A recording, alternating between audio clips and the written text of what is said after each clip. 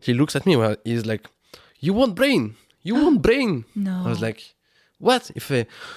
What's inside the head?" I was like, okay.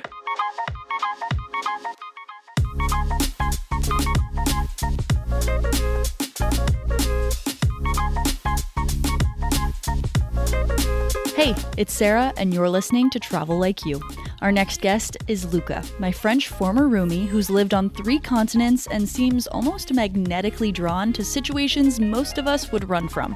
We're talking wandering abandoned prison islands in French Guiana, eating questionable lunch meat in Istanbul, even burying a body in Colombia, and more.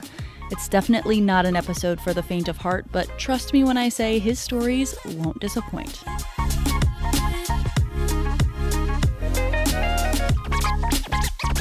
Hi, Luca. Hello. Welcome back to the apartment. Yeah, it's been a while.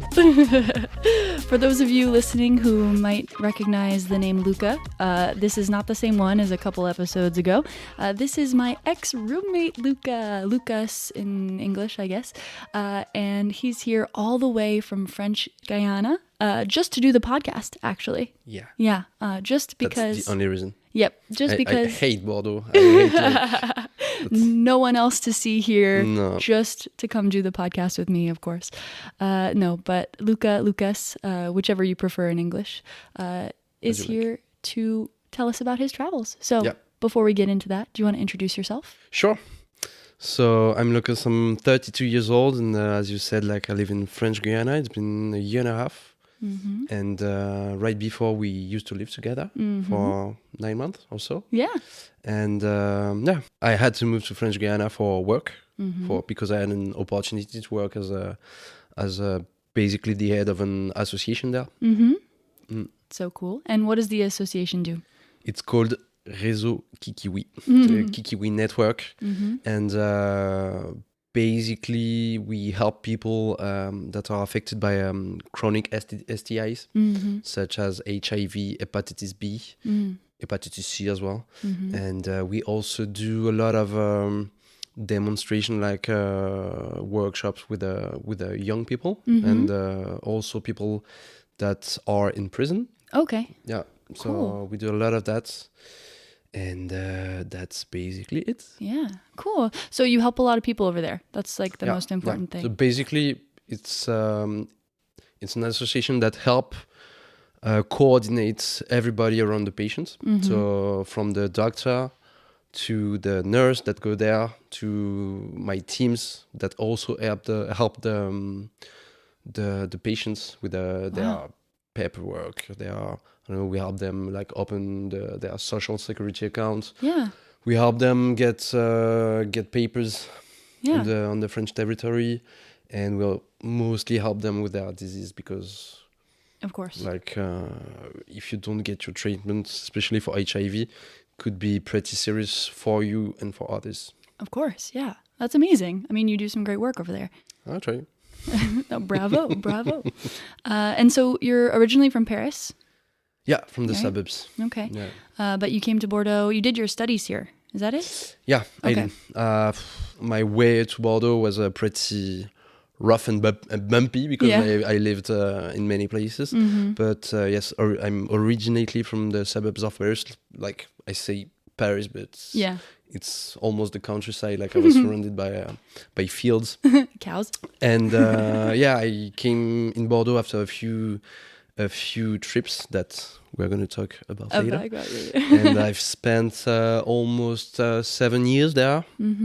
Okay, yeah. And that was that point in between was when you and I lived together, and we had our little moment in Bordeaux with our old roommate Jojo, and then we even had we had our subleaser for a little while, Pierre Jacques. Shout out if he ever listens to this podcast. PJ. So funny. And then sadly you moved, but I'm really happy to hear you're doing such amazing things over there and that you are so gracious to come and do the podcast with me here. So before we jump into all those travels you mentioned, let's start with the one and only no context story. Do you have one for us? Sure. I have Let's several, but the one I chose was the time I got a special massage Massage, in a okay. basement in Istanbul. A special massage Yeah. in a basement in Istanbul. A very special massage. Oh God. Okay. Well, when But you don't worry, like it's not that kind of special explicit content or whatever. No. Okay, good to know. Yes, for anybody listening, there's nothing explicit about it. Okay. Got it. Okay. Well, we'll see what you mean by that maybe a little bit later on. Sure. So speaking of your journey to French Guiana, what's it been like for you, the move over there, living there, and then also visiting? I mean, it's been pretty special because the territory is quite rough and it's quite abandoned. Okay. I mean, by the French state. But that's the same for every lot of the department. Right. Martinique, Guadeloupe, Unfortunately. Réunion Island.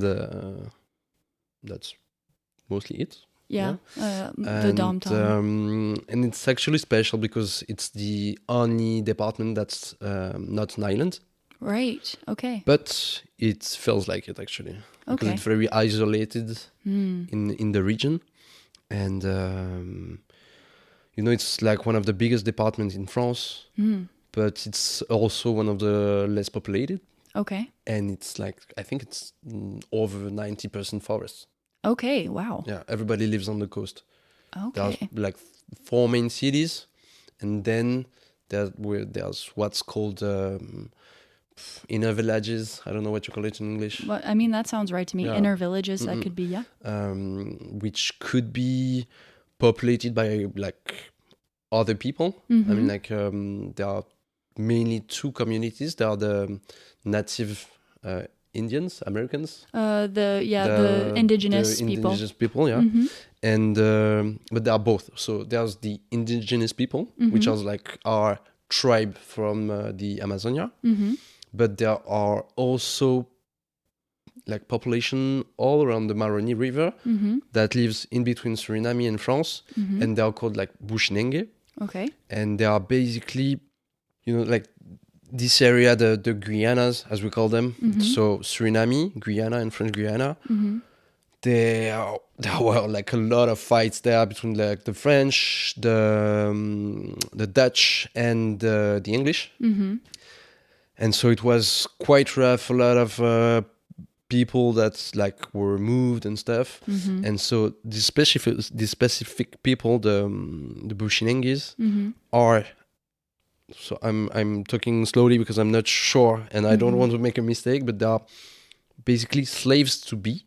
Oh, okay. That escaped from the Dutch government.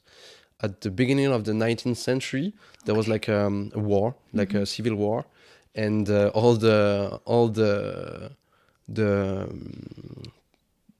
like people were the slavers. I don't know what you call them. Yeah, the slave traders. The slave traders were like, okay, you guys, you go hide in the forest, but as soon as the war is finished, you come back, right? Yeah, and they were yeah, like, sure. Yeah, sure, we're gonna come Please. back.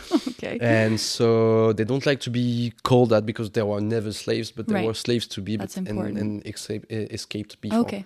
Okay. And there are stories amazing because there are so many different tribes and culture and So interesting. Yeah, Wow. it's crazy. And did you know some of this before going over there? Or this is everything you learned sort of upon arriving?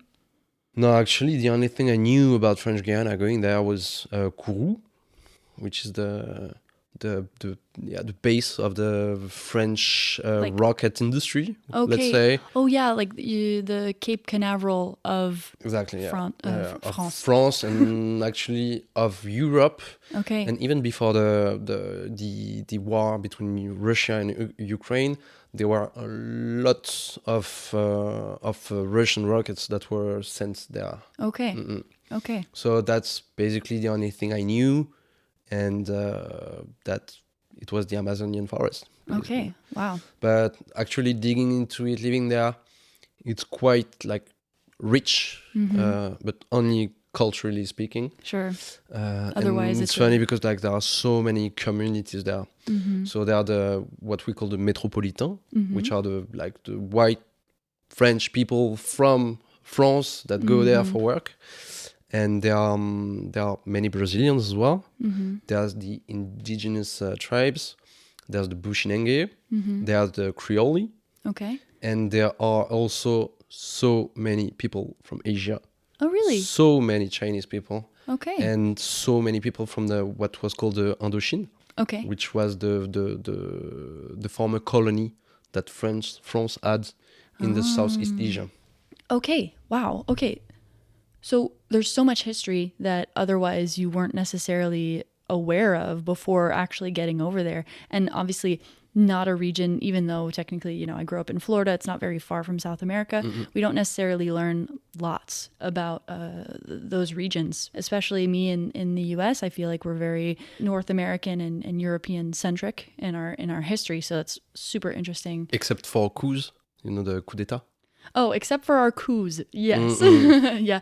But when we learn about that in the US, it's always from the perspective of the US went there to save democracy, right? It's not necessarily... We're spreading democracy right, exactly. everywhere. Not sure. exactly the truth. Nice, there's oil there.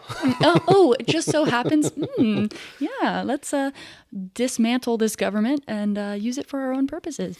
No. No, it's true, but that's one thing I realized living there is that first, these areas, so Martinique, Guadeloupe, and Guyana, were treated as colonies. Right. And even today, even though they are trying to make it up, it's not the same as Europe. And for many years there were like the bagne, which was the prison in which Napoleon was sent. Not Napoleon, Dreyfus. Okay. I don't know if you heard about this story. Yes. Late 19th century, all the political opponents were sent there, and the conditions were terrible because they were sent there. Then it was really complicated for them to go back to Europe. It was very expensive, and they were like kind of considered as not citizens anymore. Yeah, I was going to say like second-class citizens. And so they kind of left them there just to repopulate the area. And then after, during the 40s, 50s, and 70s, no, actually from I think it was 56, 76 or so, there was this French department called BUMIDOM, for Bureau d'Immigration des DOM, under that started with General de Gaulle. Okay. And they decided just to use the people there, to send them to France, to Europe, just to repopulate to make the population younger, kind of. So that was pretty rough for them. But I could speak for hours about French Guiana. It's so interesting. No, this is a like super important history lesson, sort of building this context around where you are. And I've talked about it a million times, and I will never shut up about it on this podcast. Like, knowing your history, at least when you arrive, like taking the time to learn about where you are, whether you're visiting or just, in your case, living there for an extended period of time, it's super important. And you're helping the people who live there, probably from many of the communities you've spoken about. And so to know what their history is and how it could down the line over generations affect their well-being and their health is super important. Even like just spread history, because when I left for French Guiana, so I started researching about the territory, but when I talked about it to my friends and stuff, they were like, where is this island again? I'm like, oh my gosh. Okay, right. I'm not sure. I think I would have been able to place it on the map, but most people like just heard about it before, but they don't even know about it, But still, it was such a big part of history. Just for the rockets, I mean, it's huge. It's huge. It's a huge industry. And even as I said, like about Le Bagne, I mean, it lasted for 200 years almost. Whoa! And it only ended after World War II. Wow. Okay. Yeah, the last guy that died and lived in a bagne, I think he died in 2007. Oh my goodness. Yeah, it's extremely recent history. It's very recent, and there's something else about like indigenous people. There were like institutions called home, and they were like, I think as in Canada or like in Australia, places to make the indigenous people like integrate in the French community, yes, indigenous schools. Yeah, kind of. We've heard about it in the media recently, especially with Canada. We know it was the case in the US also, but it's been a big sort of revelation in Canada recently. The mass graves they found of indigenous children that were going to these schools to be educated, I'm putting air quotes, to be more, like white people, like, white Canadians, and even assimilate. Like when you check there are several like indigenous tribes, but the one living in the northwest, next to Suriname, in a place called Awala Yalimapo, there's this tribe called Kalina. Okay. And they were sent to Europe late 19th century to be exposed, like, in the Universal Exposition. Oh my God, like the World Expo? Yeah. Whoa. They were sent there and they were like in zoos. Oh my goodness. That is horrific. So that's why I said French Guiana to me is rough. Its history is rough. The weather is rough, like the sun burns everything. It's hot, it's very humid. There's a lot of wind.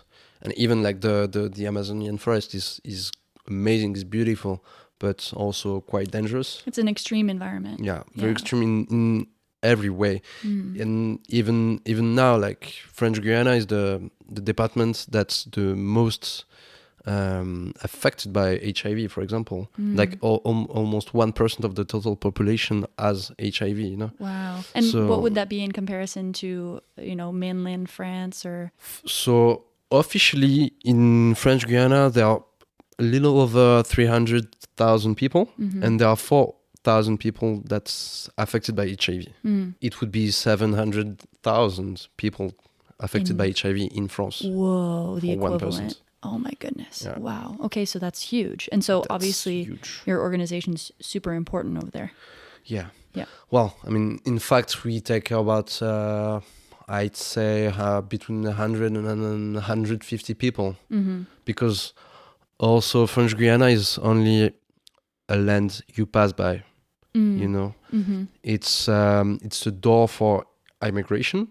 They fly to Brazil to cross the border illegally to get to France in an easier way, because you can get papers like easily in French Guiana instead of coming to mainland France. Yeah. Okay, that makes sense. There's so many people from Aisha, Haiti, Dominican Republic, Cuba, Brazil, Guyana, Suriname, Iraq, Afghanistan, Syria, from all over the world. Okay. That makes perfect sense.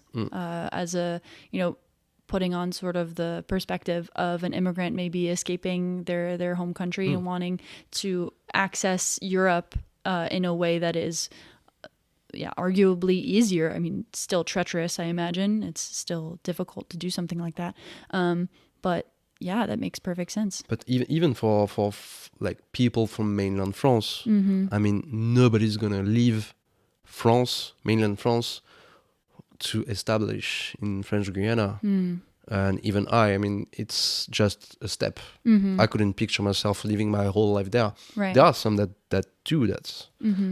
They come for a year or two and they just happen to stay their whole life. But it's so rare. Most of it's difficult over there. Oh yeah, it's difficult. It's expensive. Yeah, it's rough. It's complicated. There's also like some sort of violence every day, because it's complicated to get healthcare. Like, for example, I couldn't find a dentist there. Okay. Wow. If you want to get to a dermatologist, you wait for 2 months. It's way worse than in mainland France. It's the biggest medical desert in France. Wow. Okay. Goodness. Okay. So that's probably another reason why it's not necessarily a destination, right? I had never heard of necessarily someone going to visit unless it were to visit the Amazonian region, right? Passing through, like you said, you might hit French Guiana, but otherwise it's not necessarily a tourist destination. It's actually funny you say that, because last year, when I went there, my brother immediately said, like, I'm going to come and visit you. And he told that to one of his friends who's like South Korean. And he was like, okay, I just want to come to French Guiana. And he's an engineer, and like he told me when he was at work, he was saying like, I'm going for 2 weeks on holiday and stuff, and his colleague were like, oh nice, where are you going? It was like French Guiana, and they all said like, what the fuck, like why are you going there, like where is it, what the hell are you gonna do there? And they absolutely loved it, because when you love outdoorsy stuff, you must fall in love with it, with the French Guiana. Yeah, so it's one of those things where it's like it's not necessarily on the list of destinations, but there's still so much to see, because when you're saying, 90% forest, I can imagine that there's so many things in nature that you can experience. And so that's what you did last year or this year. Yeah. What we did was, so they arrived in Cayenne. And as soon as they arrived, we drove up to Saint-Laurent-du-Maroni, which is the city on the border of between France and Suriname. And we flew over to Maripasoula, which is the frontier between what we call the Haut-Maroni and the Bas-Maroni. Bas-Maroni, which is the part between Maripasoula and the ocean. And the Haut-Maroni is quite a special area, because it's mainly like tribes, indigenous people. When you go there, you have to make like a declaration to the prefecture and stuff. Yeah, because you can also carry disease that you can bring to indigenous people. And so we flew there to Maripasoula. And fun fact, it's actually the largest city in France. Oh, really? Yeah, it's huge. Wow. It's huge. In yes, in space or in space. Not in population? Okay. No, in population, no. Yeah. So it's the last kind of civilized point before going deep in the Amazonian. Okay. That's also the place where a lot of orpailleurs go. The orpailleurs, all the people work in the gold industry. Oh. Legally or illegally. Oh, yeah. Okay. And there are so many orpailleurs in Guyane. Okay. Everywhere. And you don't especially want to cross their path, because they are known to be quite dangerous. Okay. Well, it depends, of course, but sure. It happens in lots of places. Sure. It's their industry, it's their territory. So it's funny, because like when you cross the border, because usually you go buy groceries in Suriname because it's much cheaper. Like you go to these places, you only see like in Far West movies, like super dusty, super smelly, super weird. So you go there, you go to Suriname, to these shops, and you can find like kits, like the parfait petit orpailleur, like the perfect little gold digging stuff. Kits. Oh my gosh! Yes. You get okay, kits. I see. Okay, interesting. It's quite funny, and you can pay by gold. Really? Gold? You can pay in gold, coins? Okay. No, just like it's not coins, nuggets? but just nuggets. Yeah. Oh my goodness! Wow, interesting. And so we went there. We spent just a day there, and then by boat we ran down the river. So stopping at Papaishton, which is same like a little village on the side of the Maroni River. Then we went to Abati-Kotika, which is a great place. Like if you can find photos on internet, it's basically like an island in the middle of the Maroni River, and I've seen like sunsets and sunrises as you couldn't find anywhere else. Yeah, it's crazy. It's crazy. And then you just like hitchhike. And you go down you go down the river, and we stopped after at Grand Santi. Okay. And we flew back to Saint-Laurent-du-Maroni, Actually, this trip could be just an episode because so many things happened and stuff. It's crazy, but so we did that. Then we went back to Saint Laurent du Maroni. On our way back to Cayenne, we stopped in the forest. It's like an association that runs a carbet. Donc a carbet is the typical house in the forest. You know, when you see like a scientific expedition in the Amazonian forest and stuff, that's it. Okay. It's just like an open house made out of wood. Okay. There's like just a roof. Like a floor. Makes sense. It's just like a bit elevated from the ground, and that's it. Wow. And it's so beautiful. So yeah, afterwards we went to Kourou because one of my friends is living there. So we spent a few nights there.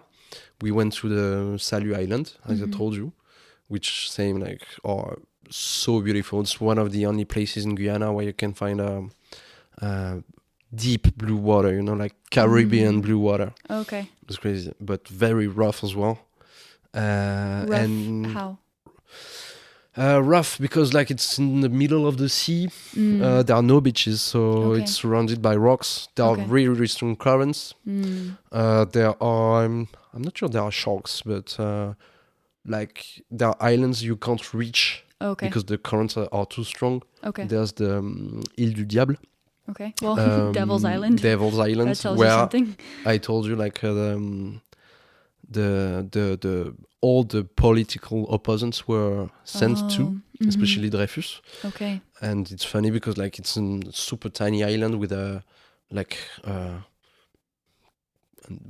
tiny house made out of rocks. Yeah. And it's just like on top of the island. Oh my gosh. And they couldn't reach it, so there was kind of just a wire. So they would put buckets and food and stuff and send it there. Oh my gosh. By a wire? Yeah. Oh my gosh. Like Tyrolienne.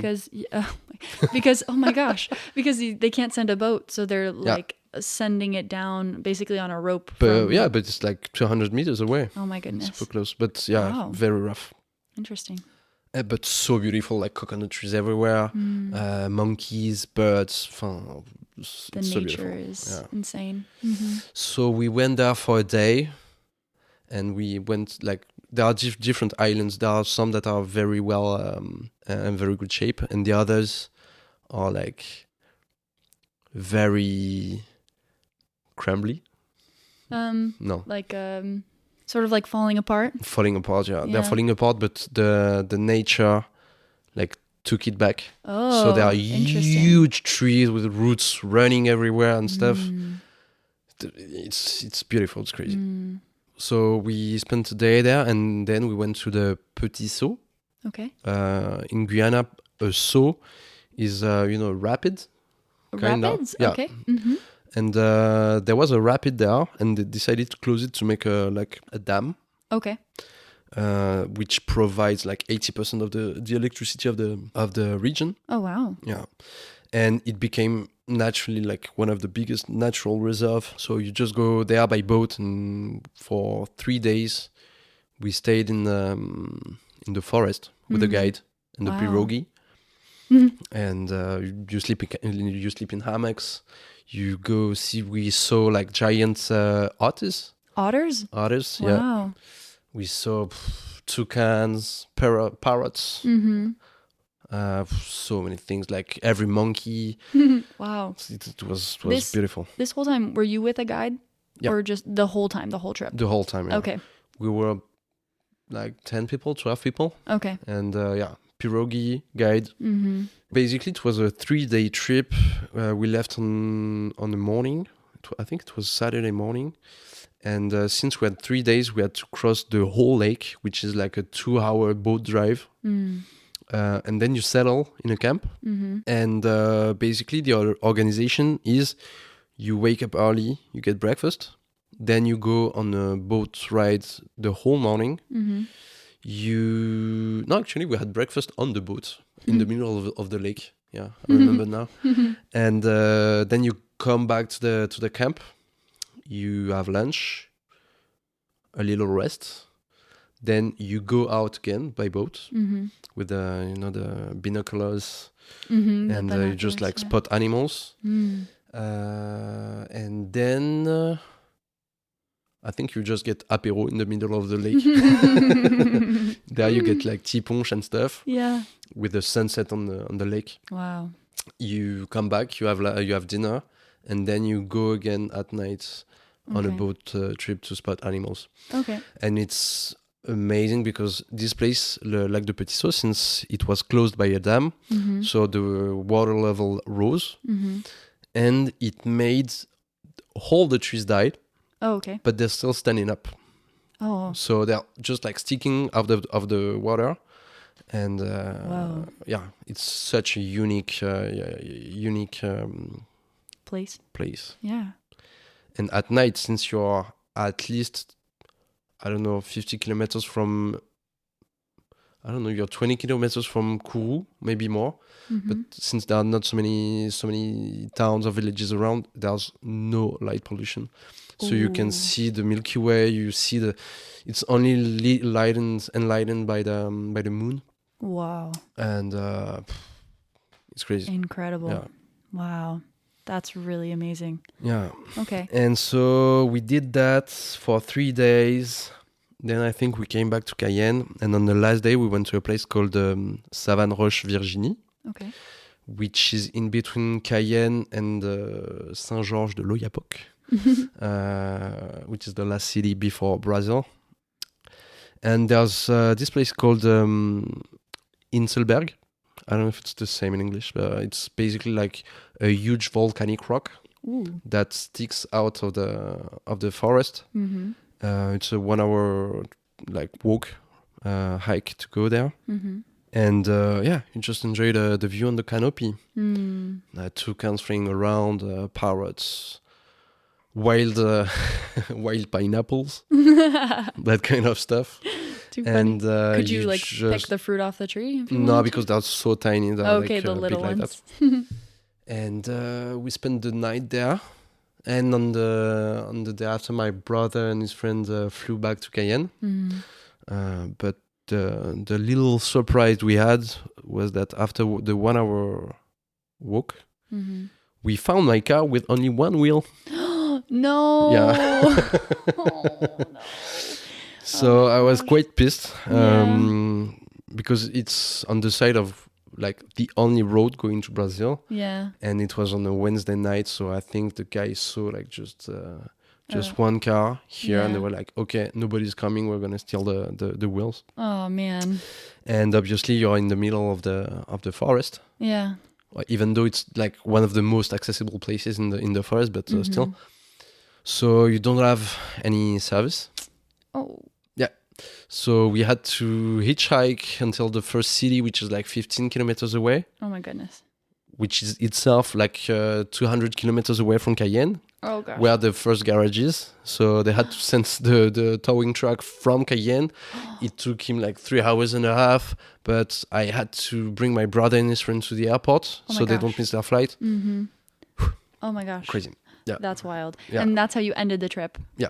And the whole 2 weeks was a loop. So you ended where you began, and that's where you ultimately found your car. Yeah. Without 3 wheels. I mean, like we had to get back to Cayenne. Yeah. Okay. Obviously, I see. At the end. Yeah. Oh goodness. Oh my gosh. Otherwise, I wanted to check because you said you had a guide for those 3 days, but did you have a guide for the whole 2 weeks as well? No. No, it was just that. No, I planned the whole trip. Really? Yeah. Interesting. I planned the whole trip. Amazing. Took me quite a while because I wanted to make the most out of 2 weeks. Yeah. And I planned everything, and the only time you need a guide is when you go to the forest. Okay. Or if you have a friend that has a pirogue, you can do it, but it's better with a guide.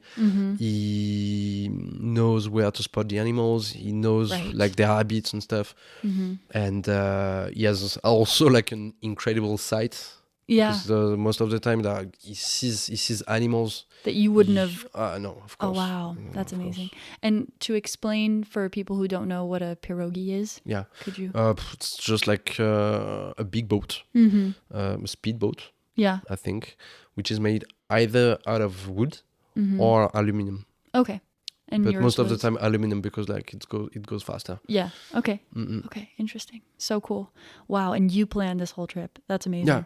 What were you said you wanted to make the most out of these 2 weeks, but you're entering areas, you are, from metropolitan France. You're going into places that they're not your territory. You know what I mean? You might be crossing people, like you said, kind of that you don't necessarily want to be. How did you think about that before you planned it? I didn't really think about it. I imagine you did. Actually- You know the history enough to be smart about it. Yeah. Actually, like I knew where were the interest points, Okay. and I just tried to combine them in the best way. Right. Okay. But for example, like on the Maroni River, on the last step from Papaichton to Grand Santi, we stopped on an illegal gold extraction site. Okay. Yeah. But It was so funny because like I was watching like both sides of the river, and I told my brother and his friend like sometimes if you see like I don't know what you call it, tranché, like like a tranché is something that's a trench. dug into Yeah, a trench. a trench. Mm-hmm. On the side of the river, it's very probable that it's an orpaillage camp. Oh, okay. A So, camp like, for the yeah, gold camp for the miners. Yeah. Okay. And at some point I was like, look, a trench. It's very, very likely that it's an illegal site. Yeah. And actually the boat stopped there. Well, there you go. So it was kind of strange because we stopped there and, there were like the TV in Portuguese. There were like Brazilians everywhere. It was like 10 in the morning. Everybody was drunk. Oh. The price of the gold nugget was written like by hand on the wall. So it could change. Yeah, so we're like, okay, I hope we're not gonna stop there too long. Understandable. But as you said, yeah, my brother lived for quite a while in South Africa. Right. That's also where I met his South Korean friend. And I had the chance to live there as well in 2013. And that's my like real first experience abroad. I was 18, 19. I spent 3 months there, and considering like how dangerous it could be, I had to learn how to be street smart and I see. that kind of stuff. You know? Okay. So your experience, doing this trip for 2 weeks with your brother and his friend, you had the wherewithal from your very first big trip abroad years before in South Africa. Okay. And it was in South Africa where you learned to be careful. That's Yeah, what you're saying. obviously, like when I went there in 2013, my brother had been living there for 4 years, and he's traveled quite a lot in the area, like Botswana, even though it's a country that has the reputation to be pretty safe, but Tanzania, Namibia, Mozambique, it's places that have a bad reputation. Right. I was going to say these aren't necessarily like the most dangerous places in the world. They have more of the reputation as such, especially for foreigners. Yeah, but for example, because I was working in South Africa, almost everybody I knew like got robbed or Really? got like sequestrated at home. Many stories with machetes. Oh, machetes. Okay. Yeah, where they just like hold you up in your house. Okay. Every house is protected. Every house is secured. Every residence has a guard. There are also like homes with panic rooms. Oh wow. Yeah. Okay.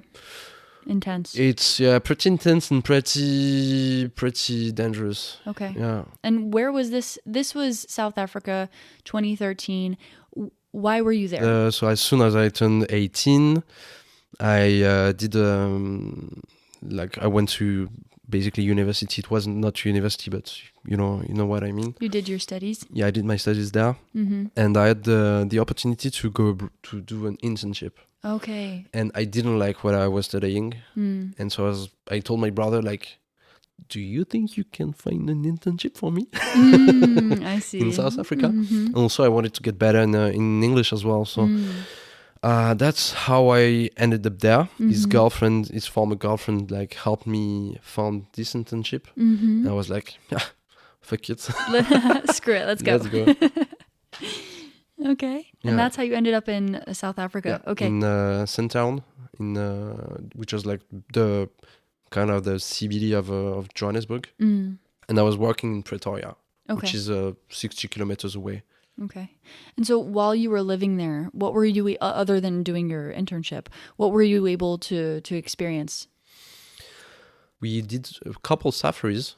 Okay. That was cool because like on the Friday night, you can go take your car and drive 2 hours up north next to Mozambique. There's one of the biggest reserves in the world, the Kruger Park, in which you can drive. You can drive with your car. Wow! It's better if you have a guide, and a 4x4. Yeah, obviously. Maybe. But you can do it with any car. Wow, interesting. So yeah, I spotted many buffaloes, rhinos, hippos. Wow. Birds, antelopes. Incredible. Yeah, I loved it. And then I went to Cape Town for a couple of days with my brother. And but I had the chance to go back a few times. I went there before and I went there after. Okay. So I had the chance to visit a few places. And that's something I like about traveling in life in general. Not obviously doing or making the most out of a trip and being in the rush all the time. Just like enjoying living life, just like even have time to get bored. Just like getting a normal life, but in another environment. Yeah. Okay. I see what you mean. So this idea of not just being a visitor, but actually being able to live a little bit longer in this new place, like you said, long enough to even get bored. And so there's so much more to discover, not just about the place, but about yourself. Yeah. And actually to me, what I'm seeking in a trip is getting like an authentic experience, something real. And just by going there, living a normal life, I feel like it's more authentic than going, I don't know, like for 2 weeks in a country like Brazil that's huge, and going one day in Rio, one day in Bahia, one day there, one day here. And it's just too hectic for me, and I just don't want to just tick boxes. Right. And in any case, like even with several lives, you won't be able to see everything. So at some point, I'm like, okay, yeah, I didn't see this place, but who cares? But you got to experience it for this like extended period of time. Yeah. You know, not the whole country, but this one place where you get that authenticity. Yeah, no, for sure. That's but obviously, like before I went to South Africa, I spent there 2 weeks with my family, and we were on a road trip. So obviously, you see more stuff. We've made like a huge trip, and like obviously you try to see things, but I'd rather spend a longer period of time and being more chill about it. Yeah, I think that's come with time for me as well. You know, coming to France, I was like, oh, I need to see as much of this as humanly possible because I don't know how long I'm going to be here. And a lot of North Americans do that when they come to Europe. It's like immediately we come and we're like, okay, we're going to do in 2 weeks, France, Spain, England, Germany, and great, you know, and like spend 1 day in each city and then go home. And it's due to distance and stuff and money and all these things. And so it's obviously not ideal if you're looking for the most authentic experience, but I did it and I can understand, you know, why people do it. I think over time, it's almost like a natural progression. You kind of go from being like, oh, I want to see everything all the time, everywhere, to, oh, you know what?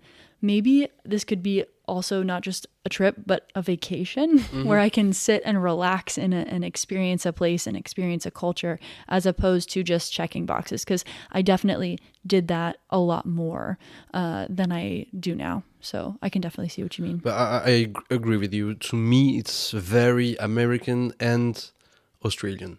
Australian, yeah. Yeah. I can't say I wouldn't still do it, to be honest. If I'm being completely fair, that's something that is really interesting to me, is to see so many places. Like I want to, but I also want to experience them. So I'm not necessarily going to say no to a trip that's like 2 days here, 2 days there, 3 days there. I would do it. I would do it again in a heartbeat. But it is exhausting, and I would rather definitely spend longer. If I have a choice, right? I'll always choose longer in one place. But if I have the opportunity to see several places and I only have 3 weeks, I'll do it. That I'm definitely not above it. It's unfortunately, for many reasons, probably not the best way to travel. I mean, ecologically and tons of other reasons.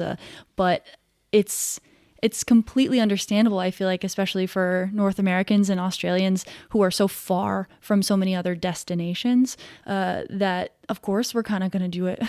Like, all the Americans listening to this are like, yeah, I'll do it, and I'll do it again. Also because you're bad at geography, no? Hey, okay. Coming from the guy that used to sit in the living room and point on the map, guessing the world's countries, you know? No, I'm not talking about you, but like in general.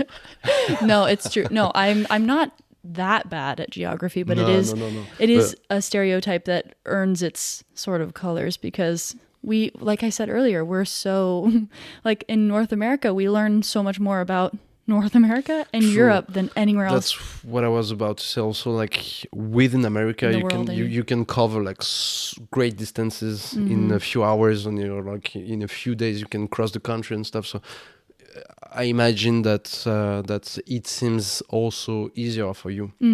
But as you said, like, I don't say it's bad to cover like a country within 2 weeks, because sometimes you don't have a choice. Right. But a whole continent, right. I mean, that's another story, you know. Yeah, I can understand. I'd much rather like spend 2 weeks, for example, like in Italy, like just in a region, you know, just spending like 2 weeks in Sicily, rather than 2 weeks in whole Italy. Right. Know? Yeah. So, if you have the choice, I think it is truly the better option. I say if you have the choice, as if like you would be prevented from doing one or the other. If you have the 2 weeks, you can decide, I guess, to do one or the other. Yeah. So I guess it really depends on what your priorities are. Because I was so used to doing go one city the next, because I thought that was really the only way to do it. And it was upon meeting people that did spend a little bit more time in certain places that made me go, oh, maybe that's not the only way you have to travel, right? You don't have to just do a couple of days here, a couple of days there, you know, out of breath. But you can actually take your time. If you have the 2 weeks, why not do 2 weeks in one place or in one region, as opposed to trying to do all of Italy or all of France, etc.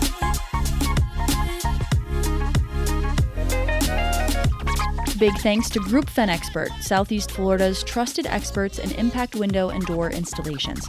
Family owned since 2001, they're dedicated to top quality products, expert service, and keeping homes safe.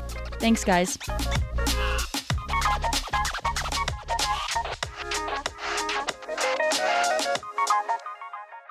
So during my studies, I wanted to move during my last year, and my brother did Erasmus.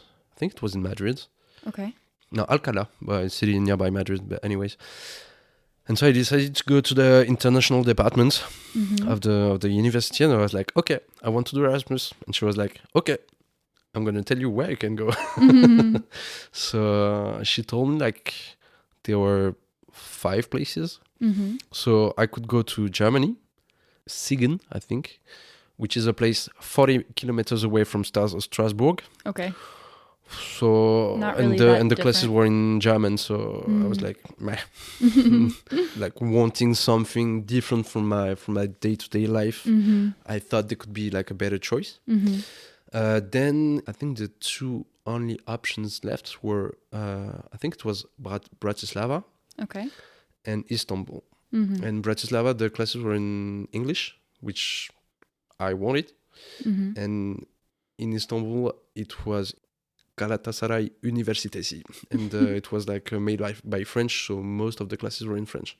Okay. I was like, that's boring. I wanted to speak English, but I still decided to go there because, I mean, Istanbul. Right. Huge. Yeah, the opportunity to go there for so long, I could imagine that, that left you all the time you wanted to explore. And also I wanted to get off my parents' house. So since I didn't have much money, I was like, okay, let's go for a long period of time. Right. Okay. Far away. So Okay. I decided to go there. So it was 2016. And I loved it. Completely fell in love with the city. I came back there many times, 3-4 times. I can't remember. As I know, I even went there by train with Ben. Okay. Yeah. Shout out to Ben. If he listens to this. Yeah. I bet he's going to listen to it. I think so.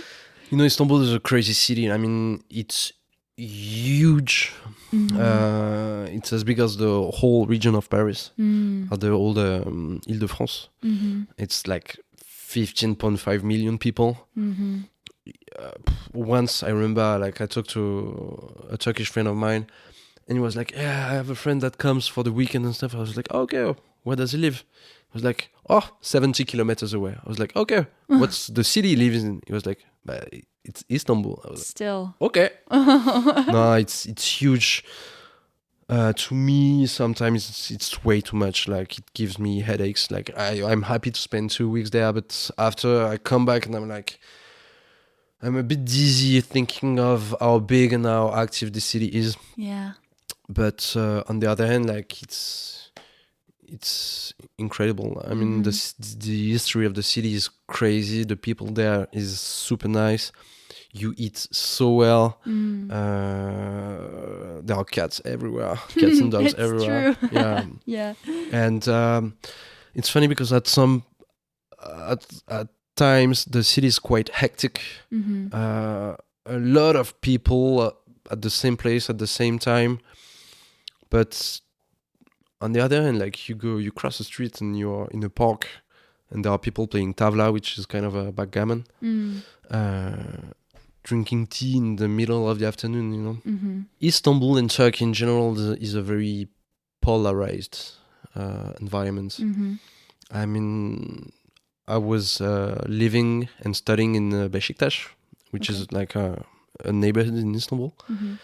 And you could go walk around, and in the afternoon at 3 in the afternoon in Beşiktaş, you can find like a bar with like 3 women without veil, but drinking beers, But you could go 2 kilometers away, and it would be like very strict, and everybody like in religious clothes, praying all the time, veils and stuff. So, in any ways, I didn't mind either environment, but it's crazy to have both worlds living together at the same time. Even when you were in the tram, like you could see like a Turkish woman like that has done so much like plastic surgery, and right behind like the little girl with a like a veil and stuff.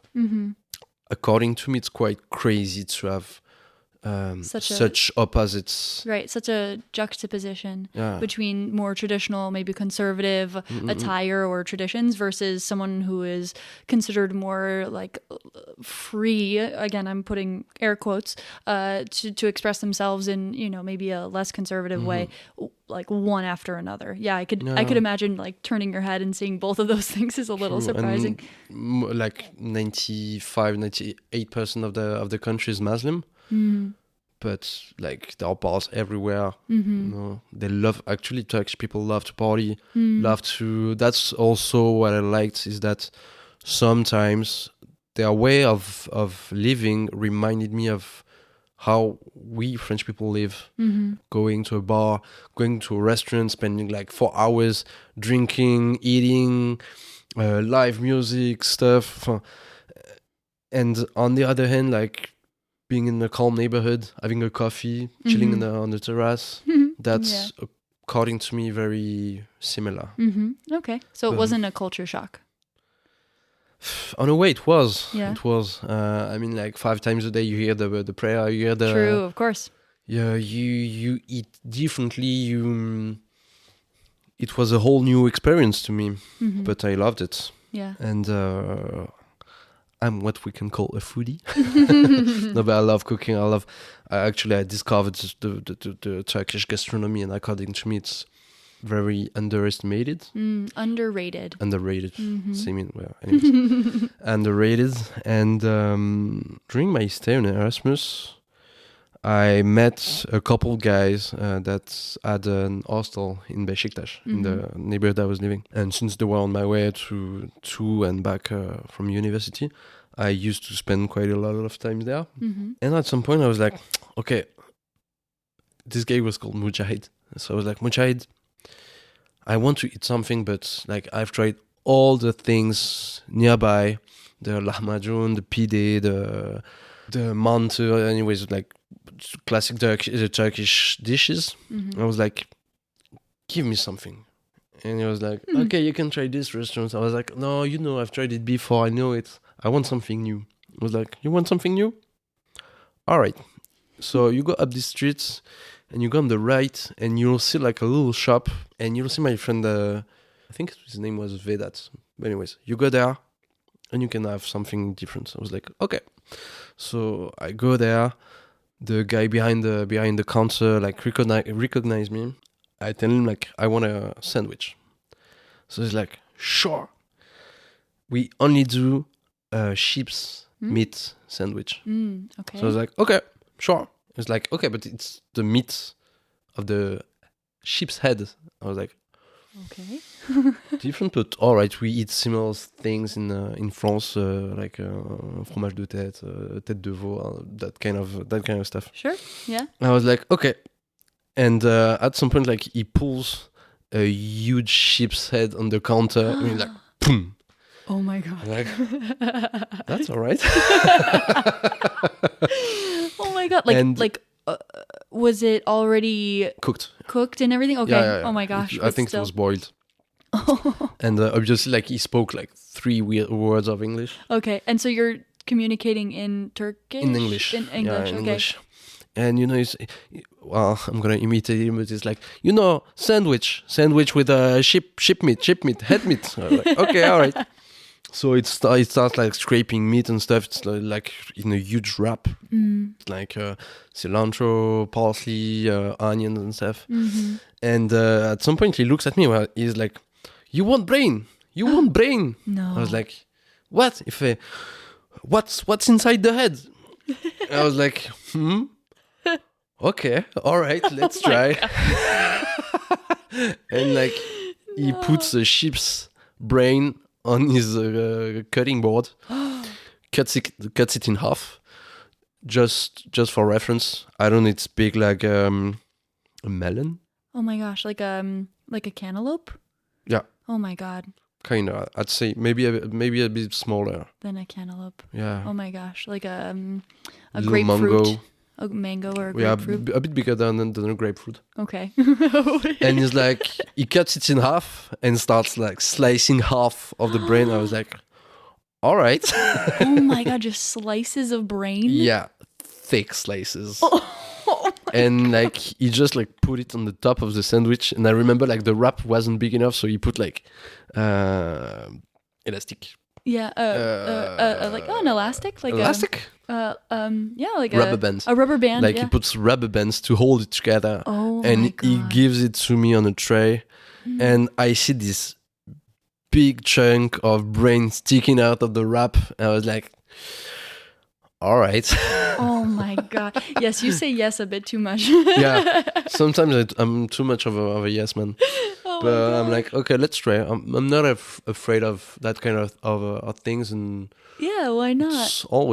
It always brings stories to me, yeah, and experiences. Sure. So I ate it all, even though I didn't really like the texture of the brain, because like it's no it's kidding. I don't know if you've tried before, but it has kind of the same taste as liver. Sometimes it's a bit liver, irony, like the iron taste. So the irony, yeah. But the texture is like flamby, like like Jello. Yeah, Thick Jello. Okay, I see what you mean. And did it like?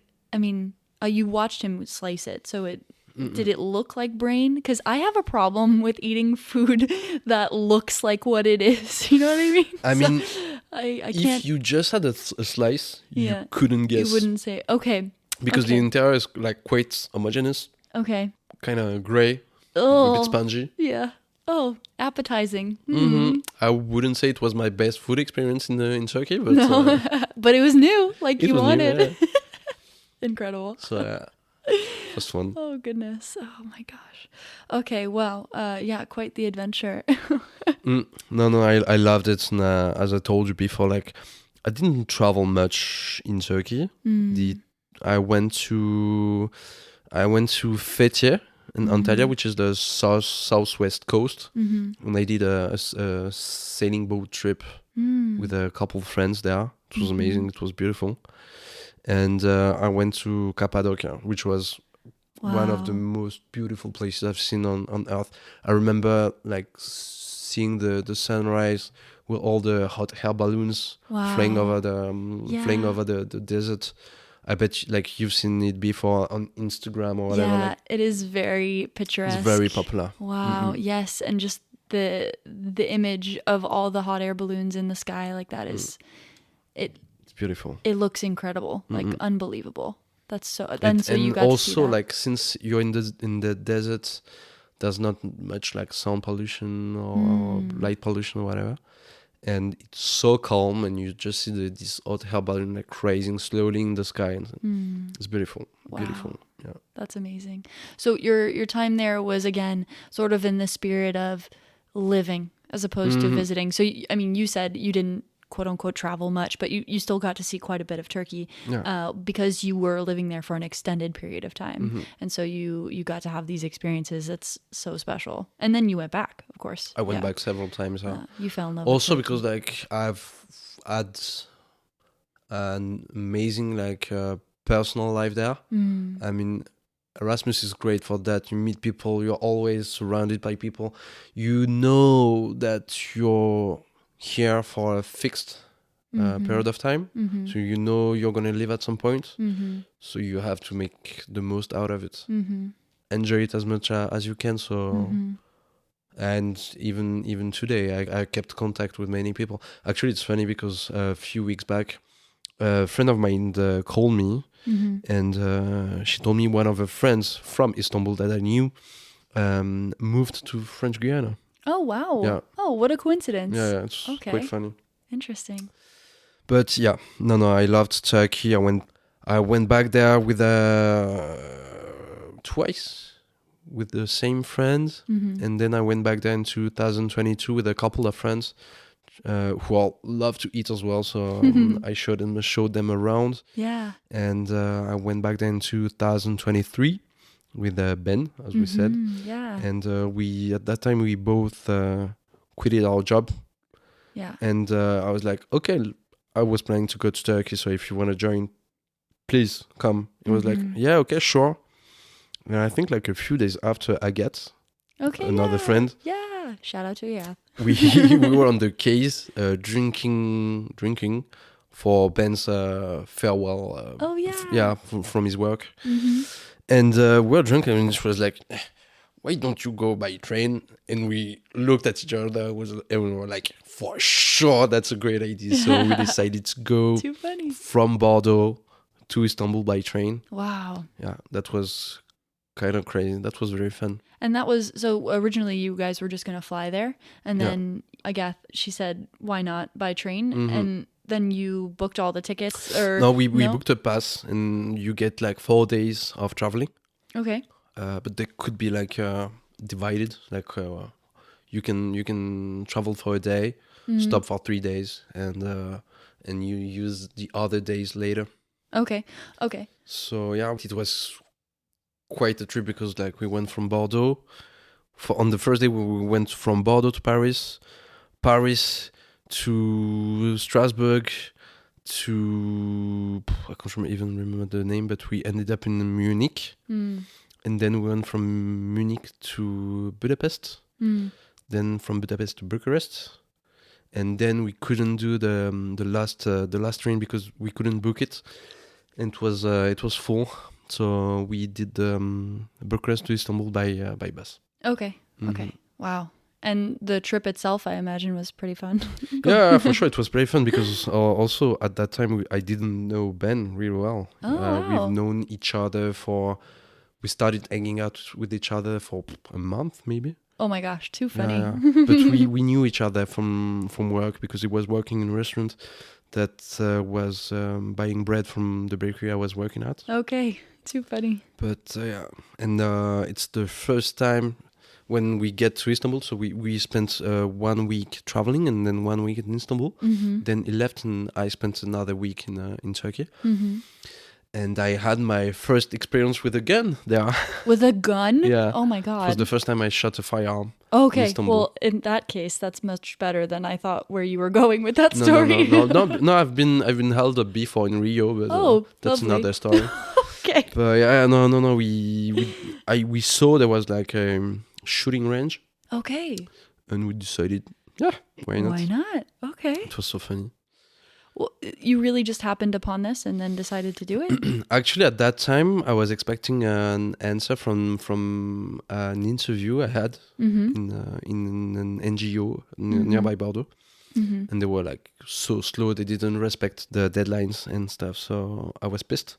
And we were in a bar and I was like checking Google Maps. Yeah. And I saw there was a shooting range. Mm-hmm. And I was like, shall we try?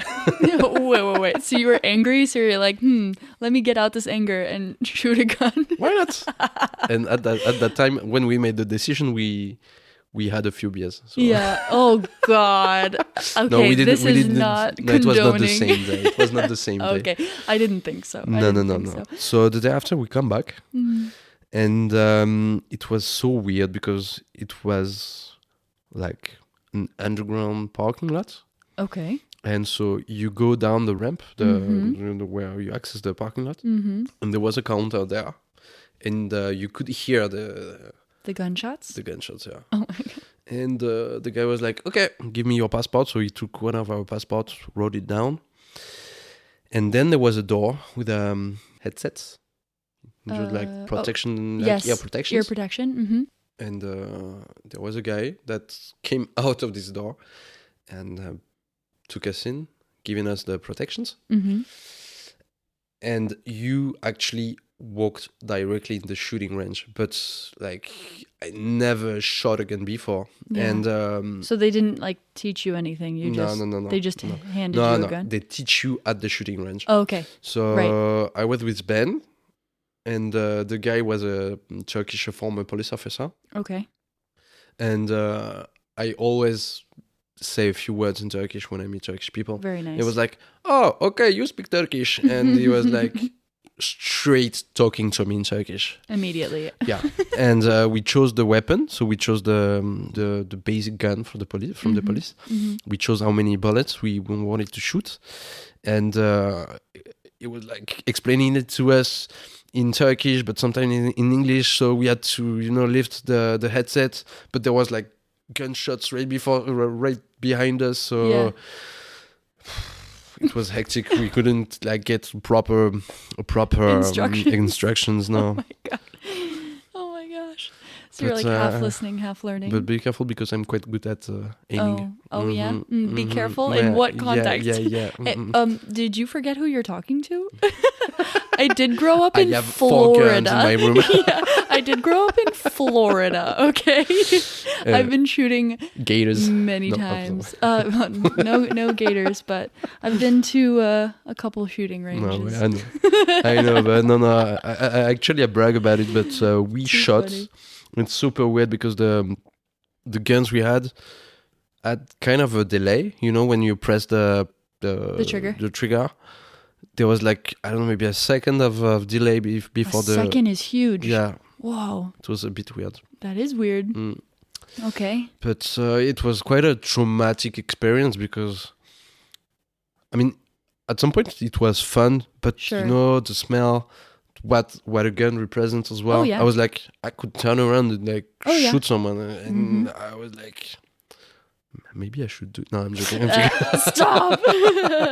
No. Actually, no. That scared me. Yeah. And the smell of the gunpowder and stuff.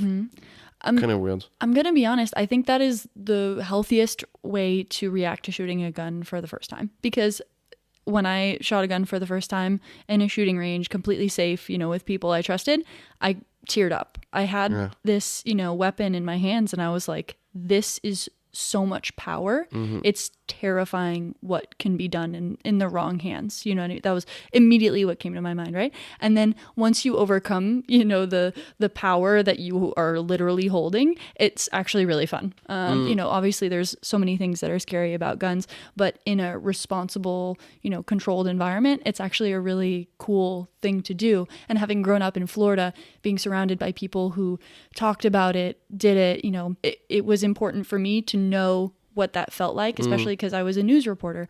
I've spoken about this to people before because, especially when I first moved here, people, I feel like, would constantly make some sort of really inappropriate joke about like mass shootings or something like that, or America, oh, you must have a gun, and etc. And, it was important for me, even while I was living over there, to know what that was like so that I could speak about it professionally for my job. And then coming here, that helped me really put it into perspective for Europeans and people from other parts of the world that just don't get the gun culture. And so it makes sense that you'd be curious too. And I even appreciate the fact that like you'd go and try it. I think it's important to look into further than just being like, oh, guns. And that's true for many topics. Things many people have an opinion about, but don't know about it. So according to me, that's quite important as well. Yeah, absolutely. So now I know I'll never do it again. Right, but that's or maybe a rifle. Well, yeah, try a different one. Try a different one. No, that's totally fair. There's plenty of things that you could try and go, okay, well now I know, and no, thank you. Maybe for you, for example, the sheep's brain. Yeah. There's another one. Prepared in a different way, maybe. Who knows?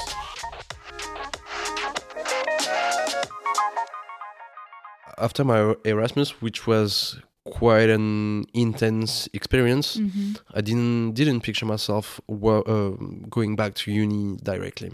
So I decided to take a gap year, especially also because like I saw all my friends being stressed up in Turkey during their inscriptions, like applying for masters. Okay. I was like, I don't want to do that now, so I decided to take a gap year. And since I was taking a gap year, I wanted to make it worth and develop a skill. Okay. And I was like, okay, I already kind of speak English, so I was like, let's train Spanish.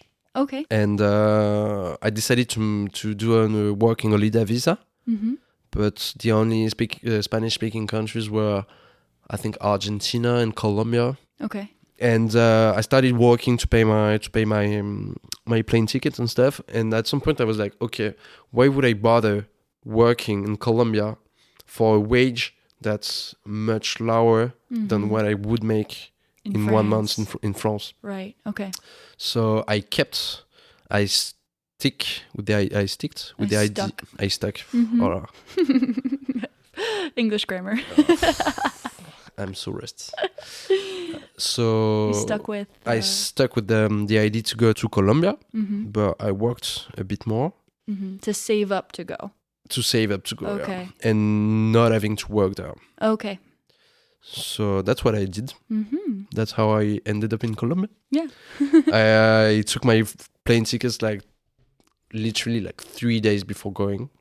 Wow. I didn't do the vaccines and stuff. Well, there was one I could do, but didn't have time to do the others. Okay, again, not recommended. Do your vaccines. Yeah, well, especially the yellow fever. Okay. Oh, Jesus. I took my plane tickets and I found a woofing.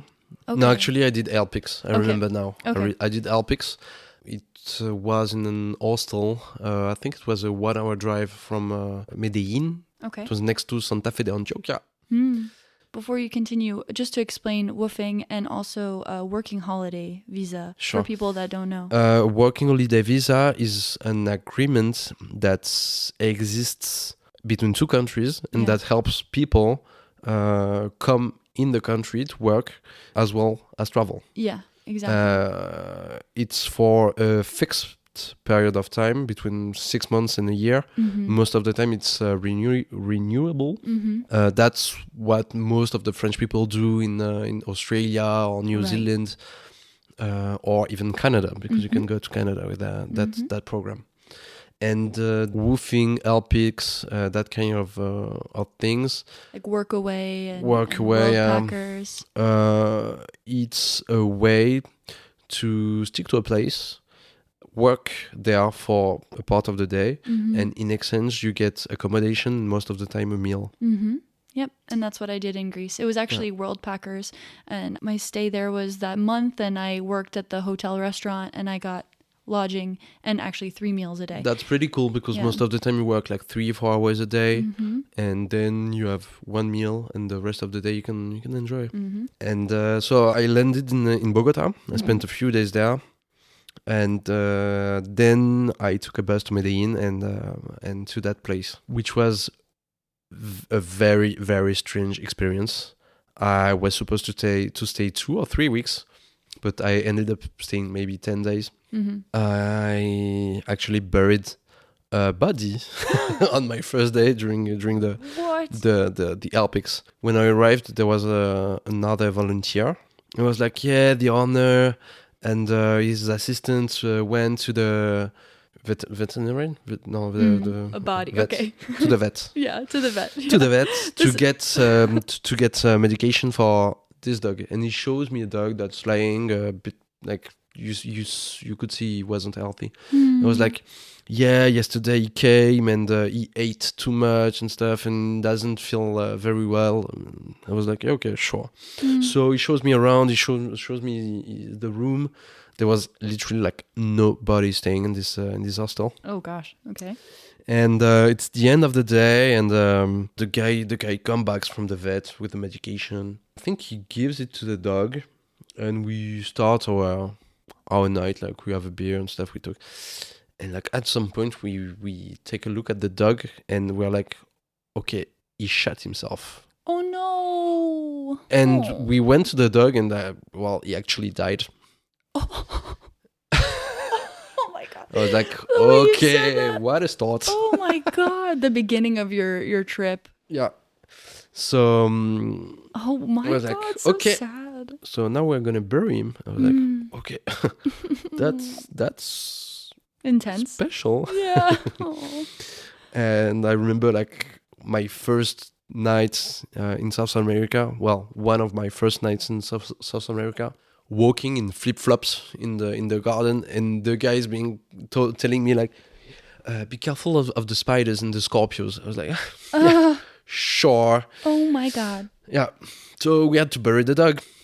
And this was part of your job. That was part of my job, yeah. Oh my god. And I remember the guy who was running the hostel. He was so weird. He was this like skinny guy with circle eyes. Really like like eye bags. Eye bags. He was quite young, but you thought something was off. Oh, yeah. Okay. I think he was doing a lot of cocaine. Oh no. And at the beginning, he was like, you won't get a meal today because you didn't work and you arrived late. And I was like, okay. And then we had to bury the dog, and it was like, okay, maybe you earned it. Oh my god. But yeah, no, I didn't stay long. Like I packed my things and I left without noticing. Oh yeah. I didn't feel very well. I mean, if that's your first experience, burying a dog and then you got a weird boss, I don't blame you. Yeah. Some of these experiences are really cool and great, and you get a great boss, a great group of people, a great volunteer experience, a good exchange, and then other times you get stuff like this. No, the good thing about this was that the place was cool. The other volunteers, I saw them several times after the experience, during my trip. But long story short, I spent 3 months in Colombia. Wow. Done like 6,000 kilometers. I did like a huge trip. Wow. And it was my first experience solo traveling. And I loved it. I loved it. It was cool. I saw many like cool places. And what I liked is that you're so free to do whatever you like.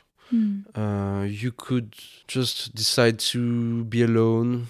If you get along with the other person, you can just stick with them. And no, I actually met quite a few people that I've seen like in different parts of my trip. Yeah. Okay, throughout the 3 months. Yeah. Because we were not traveling at the same rate, at the same pace. So, and no, I couldn't picture myself. Before doing it, I was so stressed because being on my own for the first time, for that long of a period of time, is a step. Yeah, it's huge. Absolutely. Did you stay in Colombia or did you do more of South America? No.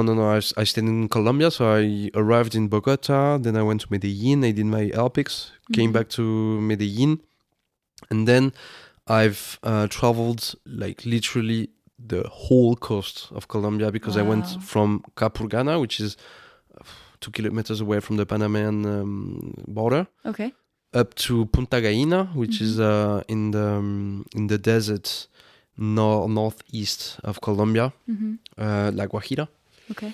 And so I went to Capurganá, then back to Turbo, from Turbo to Las Islas San Bernardo, I think. Okay.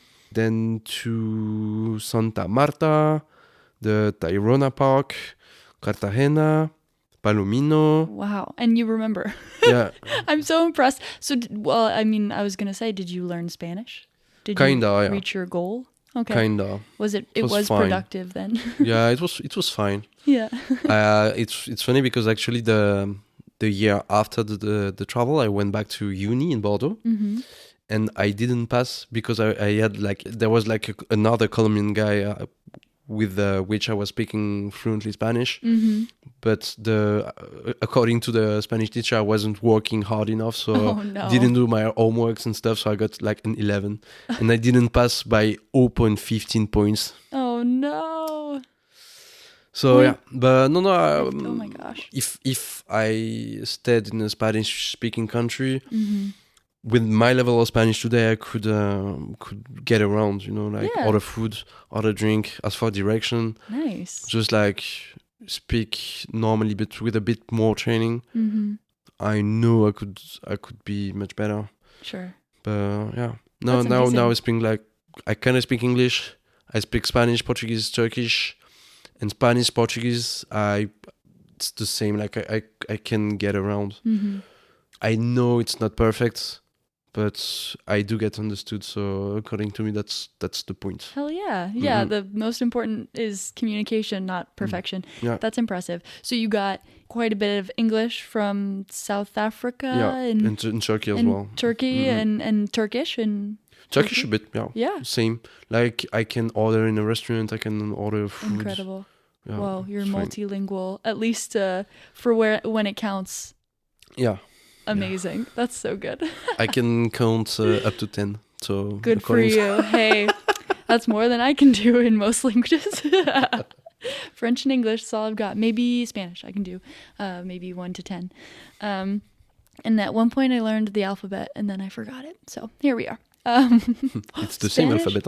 I know, but the pronunciation, please get out of here. I can do that. Messing with you. No, one day I'll learn Spanish, I think. That would be ideal, at least for when it counts, like you, where I can go and communicate a little bit more than what I can do now. That would be sick. That's good for you. Yeah, that's enough. Yeah. I actually just went to Medellin this summer with my dad. It was incredible. I met his fiance's family and we had such a beautiful time visiting from her perspective, you know, like being there with a local was so special, and meeting all of her family and eating such incredible food. That Medellin was incredible also because I've never been to a city like that, like the way that it is this super compact but gigantic city sort of at the base of like a valley. It's surrounded by mountains, and in two different parts of the city. You can be all the way at the bottom or all the way at the top. And it's really hallucinant. Like it's so insane to see the point of view from the top looking down. Like I'd never seen anything like that before in my life. So that's a really beautiful city. Mm-hmm. And then I actually later on went to Cartagena for a bachelorette party. Shout out to Dominique. And so we got to visit there too. And that was my first time, other than one other trip I did to Argentina. That was my first time since 2019 going to South America. Couldn't speak a lick of Spanish then.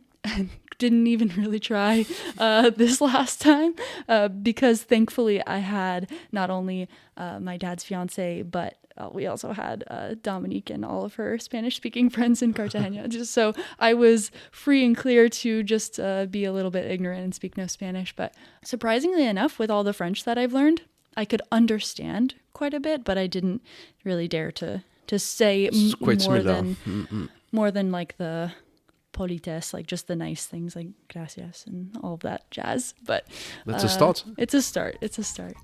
Just like French was a start one day. Colombia is great. Yeah, it was, and everyone was so nice. It was really a wonderful experience.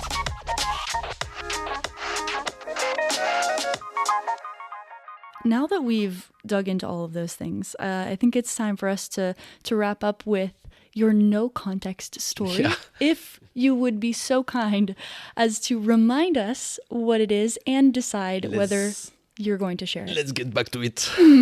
So the special massage. Right. In Istanbul. So in a basement. In a basement is in Istanbul. And so you're going to give us the context then. Sure. Yes. Oh, yay. So in 2022, when I went back with my friends in Istanbul, so I was kind of the local, during this trip. And as you may know, there's a big public bath and massage culture. Okay. In Turkey, like every neighborhood has its public bath, spirited, like men and women. Mm-hmm. And you walk in, there are like most of the time all the people that come and like can massage you for a little bit of money. Mm-hmm. But this time I chose to rent an Airbnb with a sauna and hammam included. Oh, okay. Pretty fancy. Mm-hmm. And so we get there and we meet with Mehmet, the cubic meter from Chechnya, with a like super thick accent and stuff. It was quite funny. Is this big guy? Yeah, it was big, quite short, quite big, with big hands. Okay. Like a real big guy. Okay. And he tells us like, yeah, whenever you want to make a hammam, you tell me, and I'll prepare the basement and stuff. Mm-hmm. So we're like, okay, sure. So then, like on Thursday, we should be back around 5. So you can prepare the room for that. I was like, okay, sure. So we walk around, we get by, and we are a bit late. We come back at 5:30. And he's waiting for us at the entrance of the building, and he's like, "Hey guys, you're late and stuff. You need to rush." And he prepared the place and stuff. So I was like, okay. So I go back to the flats. And I get prepared. And a few years before, I made a mistake of keeping my underwear for massage. So because normally, you go there like fully naked, just with a towel and flip flops. Okay. So this time I'm like, okay, not this time. I'm an expert. Like, yeah, I'm experienced. So I just like get naked, put a towel around my waist, and go to the basement. And there was this huge iron fence, iron door, like you a sliding door, which was quite hard to move and very noisy. And so I see the guy and he sees me and is like, "You want massage?" I was like, "Yeah, sure." He says, "Okay, now sauna 10 minutes after hammam massage." I was like, okay, all right. So I go to the sauna, I get relaxed. And at some point, Antoine, a good friend of mine who was doing Erasmus with me, joins me and is like, okay, Mehmet feels like confidence, feels okay. He's walking around the basement in underwear. What? And so I was like, okay, that's funny, but who cares? It's hot. Sure. It's humid and stuff. So You were in the sauna? I was in the sauna with Antoine, Yeah. and at some point, Mehmet opened the door. So I see that this big guy just wearing trunks and being like, "Yo, now massage." So I look at my friend and I was like, "Okay, wish me luck. Oh my god. It's gonna be funny." So I get into the hammam, and there was a place to lay down, a place to sit, and a few taps of water. Okay. And he starts preparing the place, so throwing hot water everywhere, so the stones get hot. Okay. And he looks at me and he's like, "Towel, huff, you lay here." I was like, okay. So I execute myself. Like I take my towel off and I just lay on my belly. There's that yes man again. You're like, Again, yeah, sure. same. And what you have to know about Turkish massages is it's like a lot of rubbing, cleaning, and they scrub you, they scrub all the dead skin out of you. Okay. They wash you. They It's wash you. Yeah, it washes you basically. Yeah. It's not really to relax, but it's a rough cleaning, like a rough shower. Oh my god. And I did not know this. Huh? I did not know this about Turkish massages. it's not what you picture when you think of a massage. No. And so he start scrubbing me, putting soap and stuff, and he's doing weird noises, rubbing me, doing so I'm like, okay, that's kind of weird. So he washes my back. At some point, he slides in his hand in my butt crack, and I was like, no. Okay, I've never been touched here before. So I don't say anything, but I'm laughing. I think I'm turning red and I'm laughing and stuff. Oh my god. And at some point I hear him walking around me. He goes up a few steps and he starts straddling me. Oh. So I let you imagine that I wasn't feeling very comfortable. No. And he starts rubbing my back a bit harder, doing noises like oh I was my god. Okay, that's kind of intimate. Oh, yeah. Thankfully you're laughing because this could have gone in so many directions. I mean, sure, but you're naked and he's in his underwear and he's on your back. On my back. And since he had little legs, let me tell you that it was straddling very close to me. Oh my god. So he washes me, and at some point he's like, okay, you get up, sit, and I wash you. So he starts washing me. And at that point, my friend Antoine comes in, but it directly starts speaking to me and not looking at me. So he didn't really see what was happening. Mm-hmm. And he kept talking to me, walking towards me and sitting next to me. And I see at some point, he's looking at me. He looks at me from up and down. Mm. And he looks away and starts smiling and being turning red and stuff. He's like, oops. Okay, oops. We talk for a few minutes and he's like, I'm going to leave and I'm going to come back later. I was like, yeah, sure. Were naked. So Mehmet keeps washing me, Antoine leaves. And what is he washing your feet or something? Yeah, legs, feet, head as well. Okay. He's scrubbing your hair. Okay. And at some point he tells me get up. And he opens his arm and make a move come here. Okay. So I was like, after what happened, we can hug, So I start hugging him, but he actually grabs me super hard by my waist and lifts me up.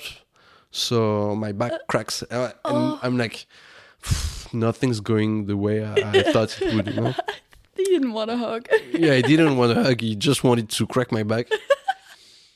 So I'm still laughing. He turns me around, does the same, with me facing my back facing him. Yeah. And I don't know. Maybe he does a few other stuff, but at some point, it's like, okay, massage, finish.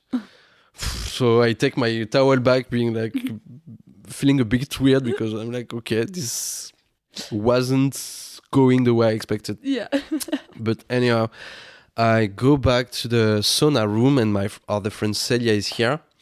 And she sees me and she laughs because Antoine, who left the hammam, Right. told her. And I was like, you will never believe what happened to me. So I tell her what's happening. We have a good laugh, actually.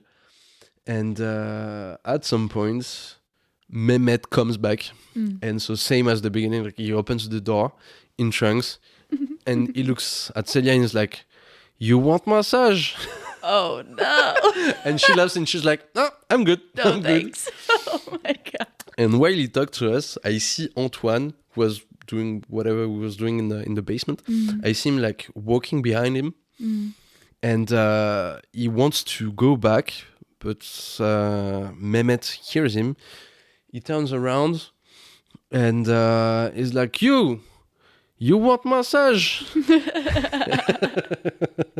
And I hear Antoine trying to open the big door, the big iron door, being like, no, I don't like massage, I don't want massage, with the door clinging and stuff. So I was just trying to escape. Get me out.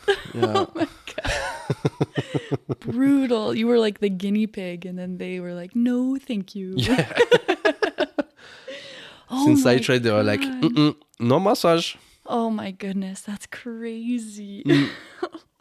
But was it good? Did you feel good after? Yeah, no, okay. actually, I like that kind of massage. Well, not that specific kind of massage. Don't get me wrong. No, but I do like Turkish massages because most of the time, yeah, they clean you, they scrub a hell lot of dead skins out of you. Yeah, so it's like exfoliating. Yeah, that's cool. And then this one wasn't the greatest, also because of the room, because usually hammam are much bigger and the stones are much hotter. And this time the stones were not hot enough, so it's not exactly the same. If you ever happen to go to Istanbul, go to a public bath place, because there are so many like fancy massage place and stuff. No, the best experience and the cheapest and the best experience are in the public bath. Okay, good to know. Good to know. Lesson learned. I'll try to avoid that, like your friends. Oh my goodness. Yeah.